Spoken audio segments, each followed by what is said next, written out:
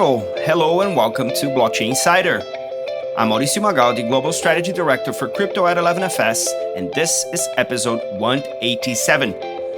I'm joined by my amazing co-host, Kai Sheffield, head of crypto at Visa. Hi, Kai, how are you doing? Welcome to the show. I'm fantastic. I've been looking at this show for a while.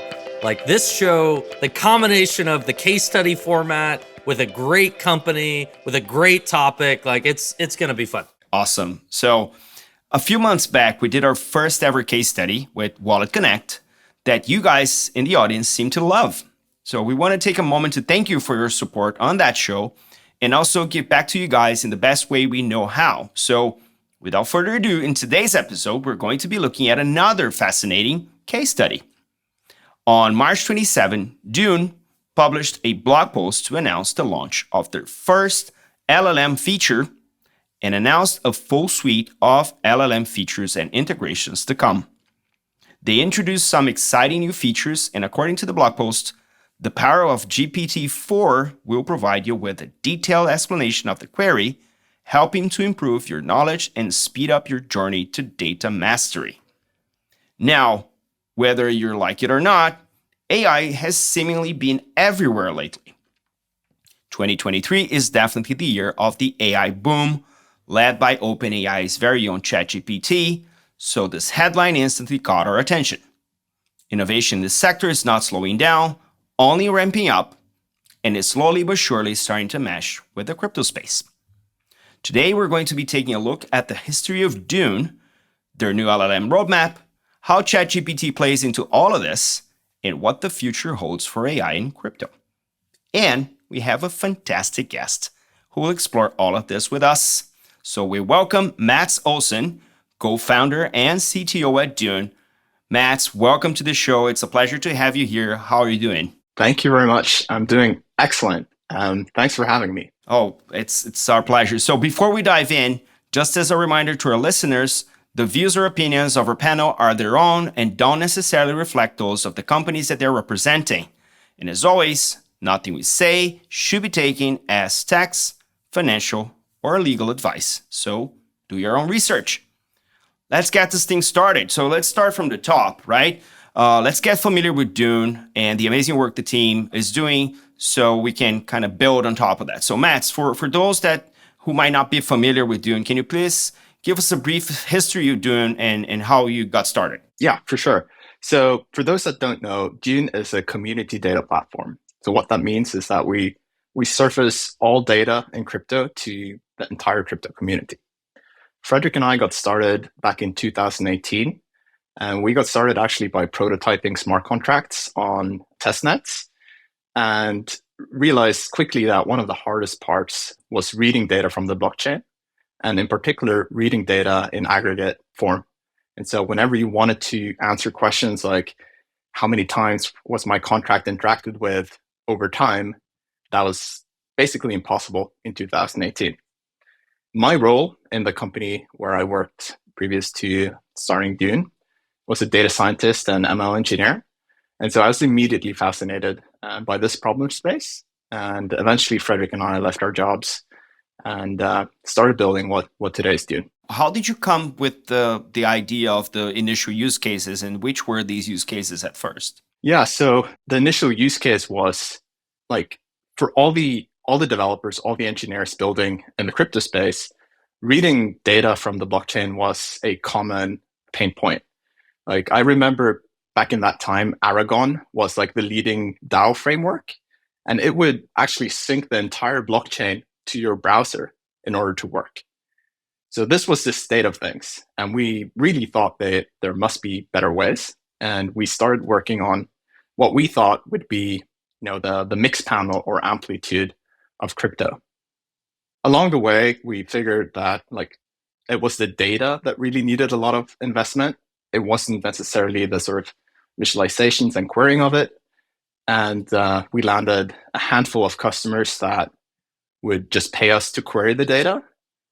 And eventually we sort of fired those customers and made what Dune is today, which is an open platform where everyone can query this data for free. So it's super interesting to me to think about how there's one use case, which is common in Web 2 of just you're building a product, how do you understand what's happening with that product? You need analytics for how your customers are interacting with your product. And it sounds like that was a real challenge in the space that you started to solve. But the difference here is that it's not just you who has access to the data of how customers are interacting with your product. It's everyone has access to the data of how customers are interacting with your product. So can you talk more about what it means to have all of this really interesting, valuable transaction data publicly available, and then the fact that you can have any pseudonymous person on Twitter now have the tools to be able to build really powerful dashboards that can monitor and extract insights from anyone else's product, even if that analyst did not work for the company by which the product was built that they're analyzing? Yeah, for sure. This is a paradigm that's so hard to explain to people outside of crypto. So in crypto, we're building a new financial system, basically, and all of this data is at your fingertips at Dune. And what you're mentioning, I like to call like a stakeholder explosion.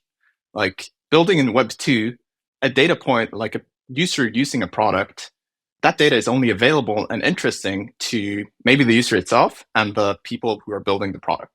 In crypto, this data is interesting to those two parties, the product's competitors, the investors of the company, the investors of the competitors' companies, the community, the regulatory agencies, the other builders. Like it's really like a stakeholder explosion. So that single data point that used to have like one or two interested parties now has 100 or thousands. And so really that was a fundamental insight that led to us like turning Dune from like a B2B data platform to like opening it up and turning it inside out and saying, we need everyone's eyes on this data and we all need to work together to like make sense of it. But it's really like the blockchain is, quote unquote, like a dark forest. Like everything can happen there. Everything does happen there. And making sense of it is really hard with a small team.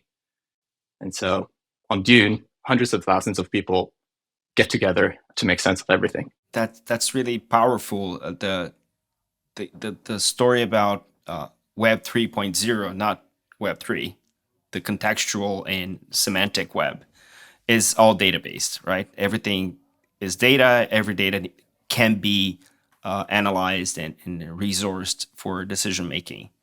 That itself is very powerful, but there's always like use cases that come to mind that kind of are hallmarks for everything that's possible. So, and those are likely the more successful use cases. So in your history, what is like, the couple of hallmark success cases you think defined Dune over its existence? For sure. So building Dune was really hard for the first couple of years because the speed of the space was not great. But we built Dune to be a very flexible platform. And Dune went from nothing to everything over an event called DeFi Summer. And what happened was, since Dune has the flexibility to allow anyone to input arbitrary smart contracts and decode and get understanding of them, Dune was the only place on the internet where you had minutes of turnaround to analyze a new DeFi project. And so that was really what catapulted us into the scene, was our flexibility, and people flocked to the site to add, the newest DeFi project. And really, Dune scaling to that amount of traffic and that amount of smart contracts added to the system was a real success for us. And then the same happened over the NFT boom later, which really sort of cemented Dune in the eyes of the community, I think. So I have to ask, like, how do you define a Dune wizard? I hear this term of like Dune wizards. He's a Dune wizard. She's a Dune wizard. What does that mean? And kind of what is the role of individuals who are doing the work that you as a company, you never could have added as many smart contracts and put these dashboards up. It's crowdsourced by individuals across the internet. Yeah. Wizards is what we call our most devoted and active user base, the people who actually sit down and write SQL, this programming language for data, to really extract and understand what's going on in crypto. And so the term is loosely defined and something I would personally say that anyone working on Dune, typing queries into the text editor is a wizard. You mentioned one thing that's very curious to me, which is this kind of financialization of the internet that Web3 enables. And you said anyone can use Dune for free. Now, you're a commercial company, so how's the business model? How do you keep the lights on? So this is something we've iterated on over time. And so really our business model today is to cater to teams that are building in Web3 and offer them tools that are suited for collaborating inside a team and getting the most out of the data that's available on Dune. And then that's how we pay our bills, and that's how we think we can provide the most utility back to the builders, who are ultimately those that we serve. Got it. So one final question before we jump to the next section is, when token? Ever since we founded Dune, I've had two questions in my inbox every single morning. The first one is when token. The second one is when API. So we recently launched our API, which we're super excited about. And the answer to when token is probably never. That's the greatest answer. If you don't need a token, then you don't need a token. That's cool. So let me hand it over to you, Kai, for the next section. Yeah. So now that we have a good background about Dune, wanted to get into the recent announcement. So can you explain Dune's LLM roadmap, and how do you see the opportunities of AI and LLMs and ChatGPT, impacting Dune's business, and what are you building with it? We've followed the evolution of large language models for a while. I was really skeptical, to be honest, that these models would get to a point where it would make sense for us to use them inside Dune. And then I was blown away by the release of GPT-4. And it took me 30 minutes to realize that this is going to be huge. Large language models are ultimately, information retrieval systems. And if you think about Dune, it's an information retrieval platform. Like up until today, we've relied on a network of humans, a community, to, go through all the data points on the blockchain and make sense of it. And I think now with the help of large language models, what we're really excited about, to allow more people to get to the understanding of the data. And so our LLM roadmap is all about lowering the barriers to entry into Dune and making more people more productive on Dune. And so let's start with the query translation product. And I think one just observation that I've had is there, at least from what I've seen, a number of people who did not understand SQL and had no experience writing SQL, where Dune was effectively the first time that they started learning to write SQL. So we actually had an intern who came to us, last summer and just got super interested in blockchain data and basically taught himself SQL through Dune. And by the end of the summer was doing some incredible dashboards and an analysis of different NFT projects. And so how does the query translation, first, how exactly will that work? And then how does that specifically lower the barrier to entry and help people, learn blockchain data and help people just learn SQL, as a valuable skill set in the first place? This is actually one of the things I, as a technologist, I'm super proud of, is the fact that people have learned SQL just to use Dune. And I taught my co-founder, Frederick, to write SQL back in 2018. And he, in turn, went on calls with, our 5 first users and taught them SQL. And so despite the barrier to entry on Dune being, in my opinion, ridiculously high, like people all over the world have sat down and learned from other Dune users how to write SQL, how to make sense of blockchain data.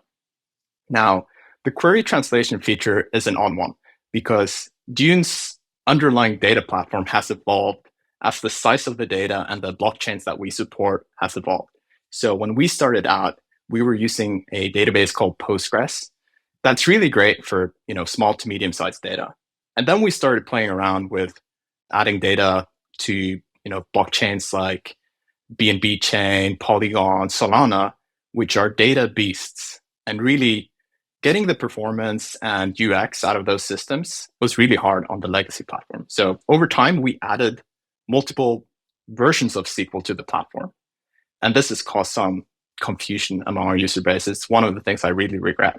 And so the query translation features that we're launching uses AI and SQL translation to convert everything into Dune SQL, which is the standard SQL dialect on Dune. And so I'm really excited about that because it takes away sort of all the friction of interacting with different databases. One question on that is, you told us that you launched your API. So is this a plan to also offer some of those capabilities through the API service, or would just be enabled for the wizards? And again, just to be annoying, what is the business model for that? To be clear, the query translation feature is more of a quality of life functionality for our wizards. So we won't be charging for it. It's a way for us to assisting all of them to migrate over to our newest platform. Now, we have a few other features that we will be exposing both through Dune.com and programmatically, like, for instance, the natural language querying, which is something we hope to launch in the next couple of weeks. We have a group of devoted wizards in Telegram who's helping us shape the future of this product. So I think it's going to be really awesome. So before we get to the natural language querying product, I'm still stuck on just this concept of, we all know how important it is, for people to learn technical skills. Like learning SQL seems like a very valuable skill just in the modern economy, like being able to analyze data and learning SQL. Now, if you're someone who's non-technical like me, who's never like really written code, I've never really written SQL, one, it's hard to know where to start. And it's not that fun or interesting to just do some online tutorial learning SQL for the sake of learning SQL. And so would you say that like the fact that you have this incredibly valuable database of public transaction data with real potential for alpha and insights, if you can figure out certain things about that data, that becomes this really strong motivator for people to do the work to learn SQL, because it's applied where they're learning it to answer a question that they have or to be able to get data that they want. And you couldn't do that with Web 2 because you don't work for Facebook or Google, or like you're not inside their company. And so, hey, if you're just trying to learn on your own, like you can't get interesting data there. Do you think that's part of what has made this so powerful? Is that anyone across the world, if they learn this skill, can directly benefit from it by being able to access incredibly valuable information. And so it becomes a more practical motivator. I'm going to learn this so I can answer this question. And it's not just dummy simulated data on a tutorial. It's like real data that maybe nobody else has like peeked into that part of the forest before, and that you can understand something that other people don't. For sure. I think you hit the nail on the head there. There's something about this data set that makes, the whole experience unique. And learning SQL, because maybe there is like a reward in the end, be that, alpha, or be that, the clout that you as a Dune wizard may get from racking up thousands of stars on your dashboard, there seems to be an effect that drives people to learn SQL. So when we talk about AI, like there's like one camp of people who say, all right, like all programmers are going to lose their jobs. And there's one camp that says we're going to have 1,000 times more programmers. And I'm in the latter camp, like, because this makes it a lot more easier to use code and get started with code, be that SQL or any other language. And so that's why I'm really excited about sort of the combination of large language models and Dune and crypto. So you already had a community of people you could learn with. And so you're learning SQL, but you're looking at other queries. You're in a Telegram group, you're in a Discord, anyone in the world could just pop in. And I found Dune Wizards are incredibly helpful, and they like want to teach each other, how to do things and, help provide advice. And so that's existed for a while. Now you have these LLM capabilities. And so starting with, isn't there the ability to just have a query translated to human language so that I could just read what that query does? Like if I look at SQL code, I can't tell you what the SQL code does, but just explaining it in words, what it does. Can you talk about that as a learning tool? And is that live today? Is that where you're heading? Like, how will that help people when you can see a query that you like and then press a button and have it read to you in human language so that you know what exactly it's doing, that you can then use as you learn to write queries yourself? Absolutely. And this was the first feature that we launched using large language models, was using GPT-4 to explain a SQL query in human language so that you can follow step by step if you want and understand what the query is doing. So on Dune, you have hundreds of thousands of queries, and some of them are thousands of lines long. I'm not proud about that latter part, but it's the truth. Sometimes you'll find work that wizards have done that will just blow your mind, but it will also be impossible to understand. And so using AI to help understand these complex beats of queries, I think is really, really interesting. And it's also quite easy to do. So it was the first thing we did because it had immediate impact for our user base. So I'll add to that as well, because one of the primary ways people onboard to Dune is by looking at content that other people produce. So they'll go to a popular dashboard, look at a query, they'll inspect the SQL and say, this will nearly work for whatever I'm trying to do. They'll fork that query and start working off of that. And so that's really the value of community comes into Dune, is that you can remix, and whenever you have a question, you don't have to start from scratch. You don't have an empty text editor. You have all the lines of SQL that somebody in the community wrote before you. And then what about the natural language querying? So let's get to like, this to me seems like you call it the holy grail. And so just for me personally, again, I don't know how to write SQL.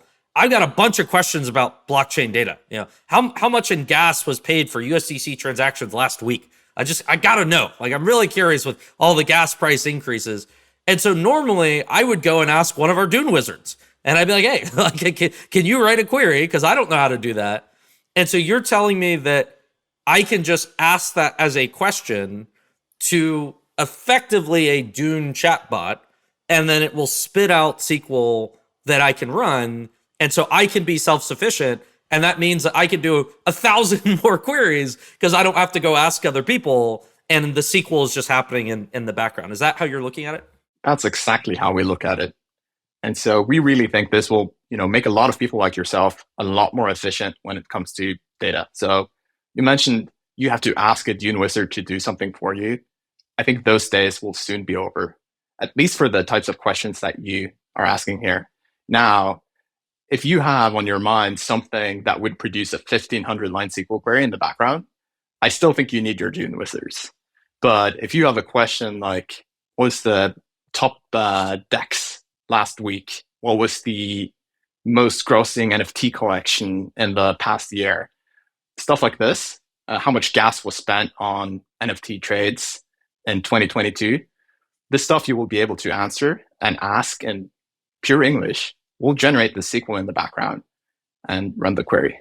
Now, one of the things that I feel is very compelling, and you brought that up a little bit earlier, is most of the stuff that is data driven, it's implemented like in a single chain because it's work enough, and you have built a platform that goes cross chains. Now, my question is Dune SQL and obviously the natural language functionality, will it be able, is it already able to parse through multiple chains? So if I want to say how much fee revenue the L2s have had in the last 60 days, is this something you were able to kind of parse through and create? Because these economics of the multi-chain world are right now some decision-making points for some of the institutional companies that are trying to break into crypto that are not Visa, Kai, that are coming in. And these are obviously relevant decision-making points. So is this something users will be able to explore further? The answer is yes, but there's nuance to it. So on Dune, you have different categories of data. So you have, at the bottom, you have sort of raw base tables that we fetch directly from the nodes. So this is your Ethereum transactions, your Ethereum logs, your Solana instructions. Now, this data is typically quite hard to work with for humans as well. And so the next layer in the stack is what we call the decoded layer. This is where our community crowdsource what's known as AVIs and IDLs for Solana to turn the raw data into human readable data. So it will basically take you from abstract byte arrays to nice looking tables that tells you every single trade on Uniswap. Then on top of that, our community curates a number of data sets that we call Spellbook. There's a connection to Wizards there. And this is where data from all these underlying layers come together to form data sets like decentralized exchange trades, NFT trades, etc. So this is like the most valuable and most synthesized data. And so you can use this data immediately when we launch our natural language querying capabilities. But right now, we're not able to join multiple data sets from the raw category. So it's a little bit of a nuance, but eventually you'll be able to do all of this. So we're going to take a pause right now to hear from our sponsors, and we'll be back right after. This episode is brought to you by Visa, one of the world's leaders in digital payments. Crypto has opened up a new world of possibilities, and Visa's helping everyone take part. Consumers can now enjoy the freedom and flexibility of using their Visa Crypto Link cards for everyday purchases at millions of Visa-accepting merchant locations around the world. Join us in this new money movement. Learn more at visa.com/crypto. A lot of you know 11FS for our chart-topping podcasts, our events, videos, reports, and a bunch of other cool stuff that we do. But what a lot of you don't know is that this is just all our side hustle. We do so much more than that. At 11FS Ventures, we're partnering with ambitious businesses around the world to design, build, and launch truly digital financial services. We are building banks, shaping new propositions, and growing existing offerings that change the fabric of financial services. And our design, research, strategy and engineering experts are working to improve your customer's relationship with money. To find out a little bit more, check us out at 11fs.com/ventures.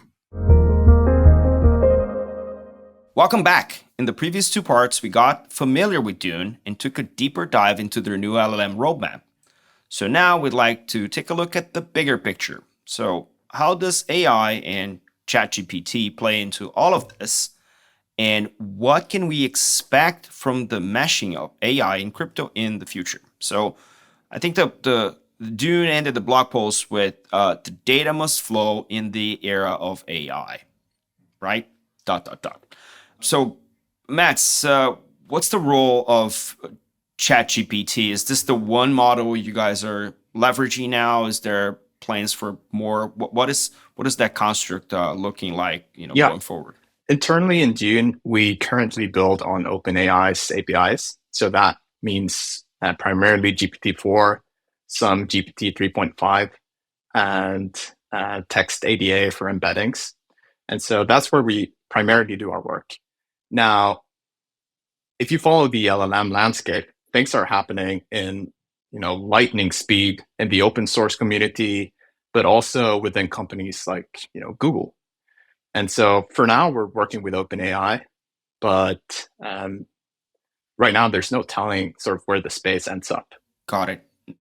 So if you're an enterprise, I think one thing that's interesting is everyone inside of a large bank, inside of any traditional enterprise, there's a significant amount of work on querying data about your customers, and you have teams of data scientists and analysts that have to use tools that likely have been around for a while, and it just takes time to access what the data is. And is it fair to say that because of the pace of innovation, both the crowdsourcing and now the LLMs, it's going to be so much easier and faster to pull blockchain data than it will be to pull any other, query any other type of data inside of an enterprise. And so blockchain data might be the first really valuable data set that has human language querying capabilities, partly because you can experiment with it because it is public. where there's a lot more risk, if you're a traditional enterprise, to say, do you want to put your data into, GPT-4, and like, what if it comes out someplace else? And like that's a real challenge that I know many enterprises face today. And so is that the way you think about it? Like, do you see it as like a training ground that people will learn how to query data on these public data sets, and then they'll take the lessons from that and figure out how to provide a same type of experience, but in a more controlled environment with private data sets? Or what's the relationship between those two? That's a fantastic question and a really interesting way to think about it. So text to SQL is like a relatively well-studied academic problem by now. Researchers from the US, China, wherever have made fantastic strides to create sort of domain-specific models that do natural language querying effectively. Now, when GPT-4 was released, it blew all the other models out of the water on this particular problem.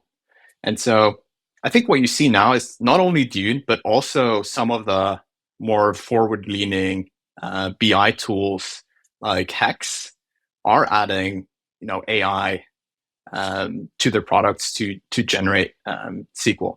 But as you know, like if I use Hex for my data and you use Hex for your data, there's a pretty strict line not to cross.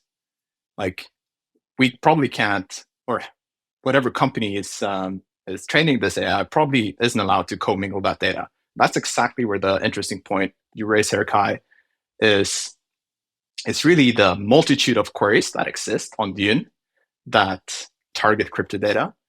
And there's several hundreds, thousands of these that we can use to fine tune and train models to become even better at this problem than in academia. So academia has to use relatively limited, small artificial data sets to train these models. And we have, all of crypto, all of Dune's collective brain, so to speak. So I'm really excited about that future. And I think we can make some really big leaps here. And on that note, I mean, you brought one point on the regulatory side of things, which is some of the stuff that we always talk about here on the show, which is crypto is now being recognized as an industry by mostly financial regulators.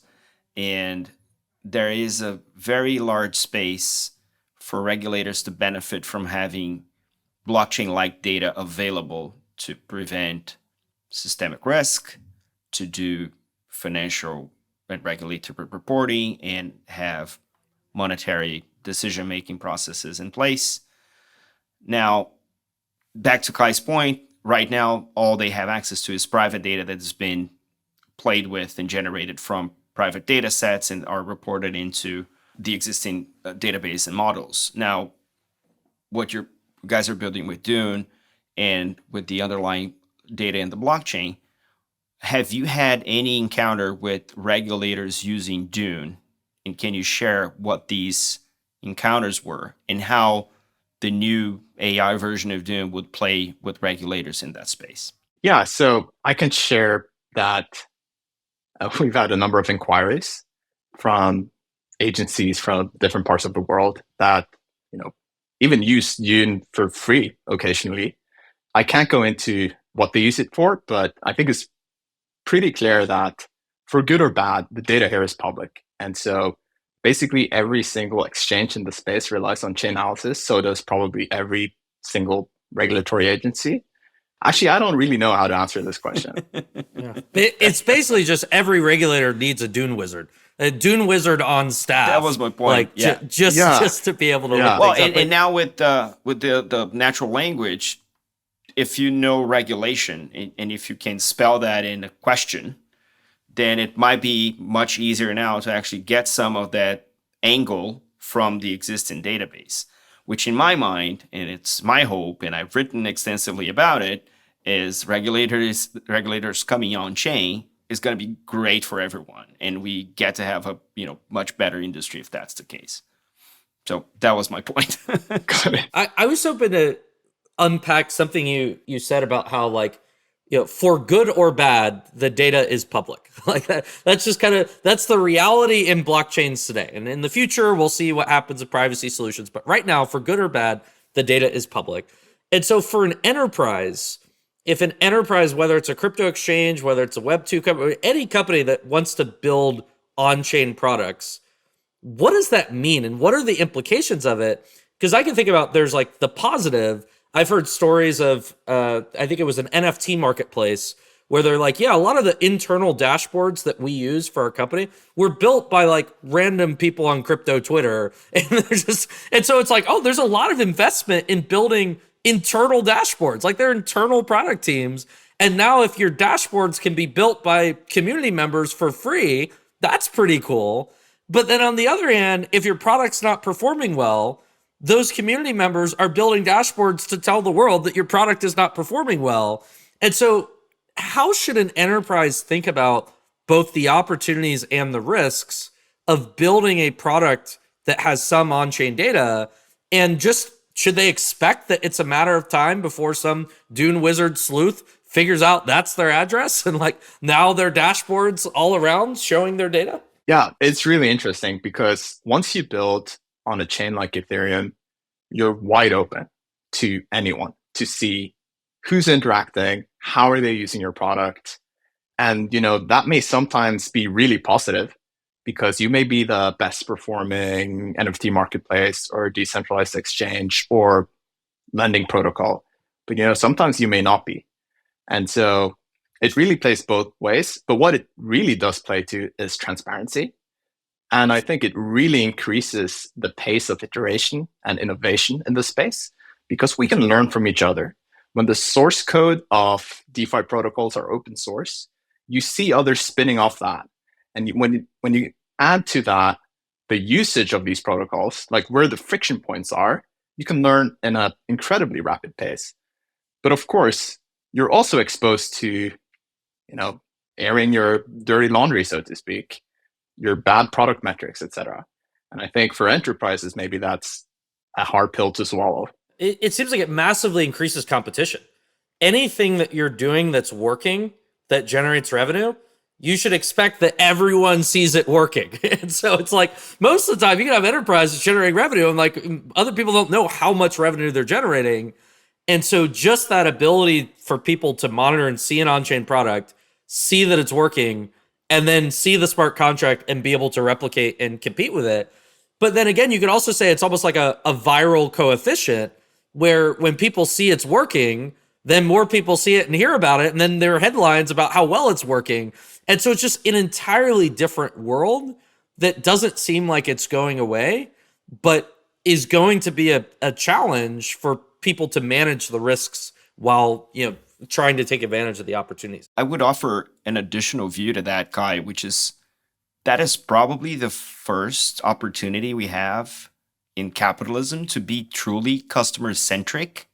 Because the data is public and everyone is competing for that attention, if you build something that is great and someone copies it and makes it even better on a vampire attack and uses all of that available data to make that decision, if we're benefiting the customer in that way because we're offering better services with better rates or better models, I mean, we can all say that Web2 was very customer-centric, but it was all walled gardens, so you couldn't be industry-wide customer-centric. Now with the availability of data and the intelligence that's being built through, Dune and the like, this is going to be really the one opportunity we have to be truly customer-centric because, maybe wallet-centric if that's the case for now, but thinking about that. So is there anything going forward with Dune, Mats, that points to that? And what is the role you expect to play in that kind of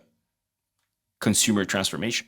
Yeah, so we've obviously played a huge role, I think, in providing transparency and auditability and general product metrics to anyone interested in the space. And we're really devoted to doing that going forward. Now, we're also really focused to empower the builders, the teams that are building new products and innovating. And that's really our main focus now, is ensuring that they can build better products because of the data that's on Dune. And that means, on the one hand, to build team functionality, but also devoting more energy to our API and allowing people to use the data in different ways. So right now, our API product is primarily focused still on analytical workloads, but we also want to venture into a space where you can use Dune as more as infrastructure for your company if you're building. And so we're really excited about that. Yeah, I can definitely see a future where by the use of that type of infrastructure, you have potentially runtime decision making within a smart contract, sourcing data from the likes of Dune, asking questions that are specific for a particular business event to trigger. So it's the ultimate composability, is self-referencing data from the blockchain into the smart contract in runtime. That's going to be very exciting. So what is next for Dune? I mean, I know you guys have this natural language coming, but is there a portion of that roadmap you can share with us? For sure. We've talked about natural language querying. We're also working on allowing you to understand more of everything on Dune using large language models. So having a bot that lets you navigate the data, navigate our docs, navigate existing queries and dashboards, and basically let you find the information that you want. Search on Dune is a growing problem, as Dune has racked up hundreds of thousands of queries, users, dashboards. Finding that one dashboard that you're looking for that has the piece of information that you want is really something that is difficult today and that we hope will be a lot easier with the use of large language models. Then the second trend that we're really excited about, which isn't LLMs, is starting to bring your own data into Dune. And so this week, we announced the first iteration of our Write API, which lets you basically upload CSVs to Dune. In addition, we've onboarded now, I think, 3 or 4 what we call community datasets, which is datasets that is produced by teams in the community. So one of the most used datasets is one from Flashbots. We also have from Snapshot, and we're really pushing to make this more available so anyone can self-serve new datasets onto Dune so that we can get even more collective understanding of this. Then for teams building in the space, the ability to do this in a private manner and join all your private data with all the stuff that's going on Dune, on public blockchains, etc., is also really exciting, I think. Well, if I'm a regulator and I'm not excited about the data availability to me right now, I don't know what I'm doing with my life. So this is pretty exciting. Before I wrap up, any last questions, Kai? Yeah, I was just curious, when you think about the intersection of AI and crypto, broadly, are there other areas that you're excited about? Like, it seems like there are a ton of applications with querying data, and that may end up being the biggest impact. It seems like there are applications around writing and auditing smart contracts, being able to do that more quickly and more efficiently. And we hear about, those use cases. Are there any other use cases that you see AI starting to impact the crypto industry? Yeah, there's one area which I think is both really exciting and a little bit scary. And that's that, crypto is the only type of money that an AI can use without anyone stopping it. So if you give GPT-4 a Ethereum plugin and a private key, what will it do? And I think this is both really exciting to see what an AI will do when you prompt it to interact with the blockchain. And also, it's a little bit scary, to be honest. But I'm sure somebody will do this very soon, and we'll get to see the outcome. Cool. Yeah. Scary, exciting. It's going to be a fascinating few years, and things are definitely only speeding up. But appreciate you sharing your insight. Excited to play around with these tools and see the community of Dune Wizards continue to grow. Absolutely. So that wraps up today's discussion. Thanks all so much for joining us. Mats, where can people find more about you and the work you're doing with Dune? Yeah, great. You can find me on MEWWTS on Twitter or on Dune.com. Great. Kai? On Twitter at Kai Sheffield and visa.com/crypto. And you can find me at 0x Mauricio on Twitter, Mauricio Magaldi on LinkedIn, and 11fs.com. Thanks for listening. If you like what you heard, subscribe to our podcasts so you never miss an episode. We have lots in the works, and we're so excited to be talking about crypto and blockchain with you again. If you can't wait until the next episode, take a look at the many previous episodes on the catalog and get yourself properly immersed in the world of crypto. And if you really love it, please leave us a review. It helps us to make it better and helps other people find the show. As always, if you want to join the conversation, find us on social media. Just search for 11FS or Blockchain Insider, or email us at podcasts@11fs.com. This is all for today. Stay rare, stay weird. LFG.